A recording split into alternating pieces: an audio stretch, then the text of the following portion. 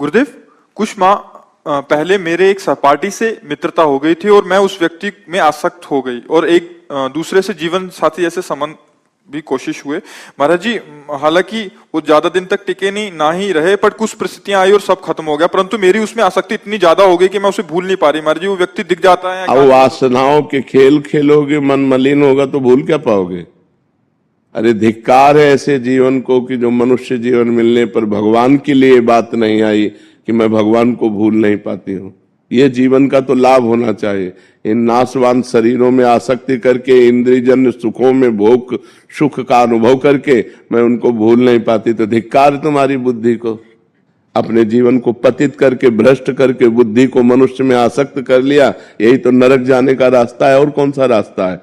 जीवन साथी चुनना है तो एक बार चुन लिया और आजीवन उसका निर्वाह किया तो जीवन साथी है। तो व्यभिचार प्रवृत्ति हुई, आज इससे, कल उससे, परसों उससे, नरसों उससे, जिसे आजकल लोग कह रहे हैं ब्रेकअप, बॉयफ्रेंड गर्लफ्रेंड, ब्रेकअप, फिर बॉयफ्रेंड, फिर ब्रेकअप, फिर तीसरा बॉयफ्रेंड। ये क्या है? क्या आज शासन नहीं है ना? न माता पिता का शासन है, न समाज का शासन है, न शास्त्र का शासन, न भगवान का शासन, कोई स्वीकार नहीं है ना। इसलिए मनमानी आचरण होते हैं। मनमानी आचरण करने का अधिकार किसने दिया तुमको? या एक बार पाणी ग्रहण किया तो आजीवन निर्वाह किया? अपने पर शासन नहीं, अपने धर्म को नहीं जानती हो, शरीर का बार बार अपवित्र होना, ये क्या है? मन शरीर में लगा हुआ है, मन अपवित्र हो रहा है, पाप का खजाना बन रहा है, नरक जाओ नरक भोगो।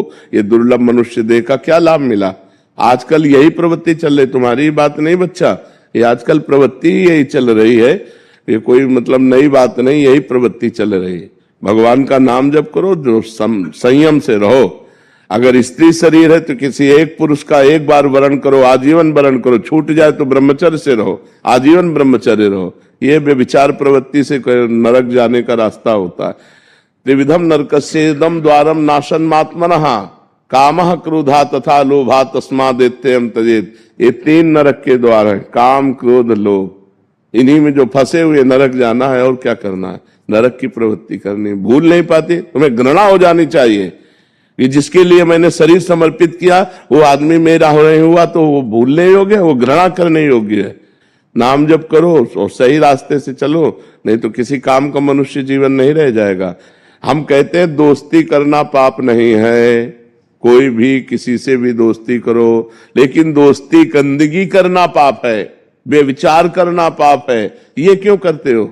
अगर आपको दोस्ती पक्की तो आजीवन निर्वाह करो, माता पिता का आशीर्वाद लो, देवताओं का अर्चन बंधन करो, ब्याह करो, एक साथ रहो, कोई बात नहीं, आजीवन रहो।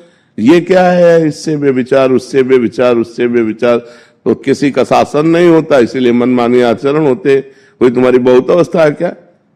ये मनमानी आचरणों से क्या होगा? अपने जीवन को खोखला करके नरक जाओ, नरक का रास्ता पुष्ट करो।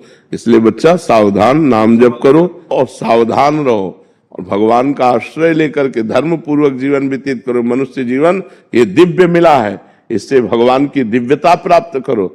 अब हम कहते हैं ठीक है, गृहस्थ में जाना है, गृहस्थ में जाइए, लेकिन किसी एक पुरुष का ऐसा वर्ण करो। देखो आजकल मनमानी चल रहा है।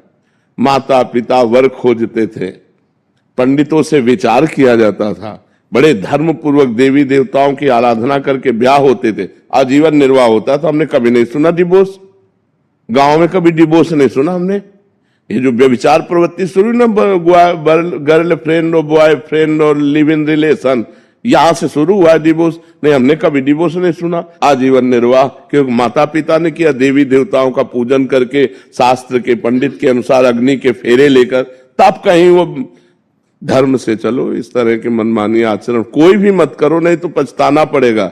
संसार का बड़ा विचित्र स्वरूप है वो।